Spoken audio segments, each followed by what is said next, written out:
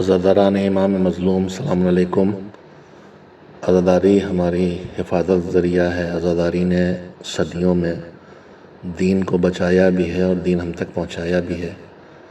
دشمن اس سچائی کو جانتا ہے، اس لیے وہ کوشاں رہتا ہے عزاداری مٹانے کی، ہر صحیح کرتا ہے، ظلم کر کے، قتل کر کے، بم پھوڑ کے روکتا ہے۔ جب اس سے نہیں روک پاتا تو پھر عزاداری کی روح کو چھیننے کی تدبیریں کرتا ہے اور تقدس کو پامال کرنے کی، اور عزاداری کا میسج نہ آنے پائے اس سے، اس کی عظمت اور تقدس ختم کر دے، یہ کوششیں کرتا ہے۔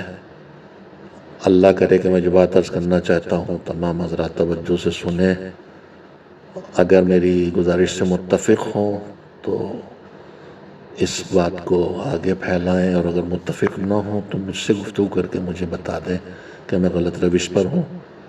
خاص کر کے میری گزارش علماء، خطباء، شعراء، انجمنوں کے صدور، محلوں کے بزرگوں سے ہے۔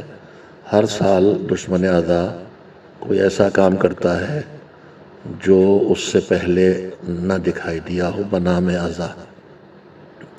اس میں کوئی شبہ نہیں کہ خواتین کا بہت بڑا حصہ عزاداری میں ہے۔ مائیں ہمیں ماتم کرنا سکھاتی ہیں، سینے پہ ہاتھ مارنا سکھاتی ہیں، کوئی اس میں شبہ نہیں ہے، مگر صورتحال یہ ہے کہ دھیرے دھیرے دشمن بگاڑتا ہے۔ خواتین کی مجلسیں لاؤڈ اسپیکر پہ ہونے لگیں، پھر نوحے مجلس لاؤڈ اسپیکر پہ آنے لگے، پھر ساری رات شب بیداریاں خواتین کی لاؤڈ اسپیکر پہ ہونے لگیں، جبکہ اغیار تک آوازیں جا رہی ہیں۔ اور بہرحال جائز ناجائز کی بحث نہیں، اسلام کے لیے یہ ناپسندیدہ عمل ہے۔ نامحرموں تک آواز کا جانا، حضرت زہرا کی سیرت ہم بیان کرتے ہیں ہمیشہ کہ آپ نے فرمایا نہ اسے کوئی نامحرم دیکھے، نہ کسی نامحرم کو دیکھے، آواز سننے سے بھی گریز کیا، سنانے سے۔ اب صورتحال یہ ہے کہ اس سال میں ایک چھوٹی سی بستی میں تھا، وہاں بھی جلوس نکلا تو اس میں بچیوں کا ایک الگ سے دستہ تھا جو نوحہ ماتم کرتی ہوئی جا رہی تھی۔ اس میں بڑی بچیاں بھی تھیں، سب چھوٹی بچیاں نہیں تھیں۔ ابھی ایک خاتون کا کسی کا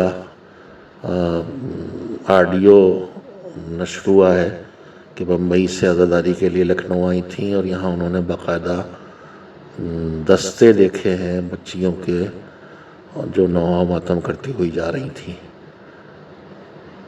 بہرحال یہ بات پسندیدہ نہیں ہے اسلام کی نگاہ میں، اجنبی نگاہیں ہیں، ماحول مشترکہ ہے، ہمیں اس بات پہ غور کرنا چاہیے۔ میں پھر ہاتھ جوڑ گزارش کروں گا اس پر توجہ دیں۔ اگر یہ ٹھیک لگتا ہے تو ٹھیک ہے، ہونے دیجیے، اور اگر یہ نامناسب لگتا ہے اور پھر یہ آگے بڑھنا ہے اور آگے کہاں جانا ہے اللہ ہی بہتر جانتا ہے، لہذا جذباتیت کا شکار ہونے کے بجائے توجہ دیجیے۔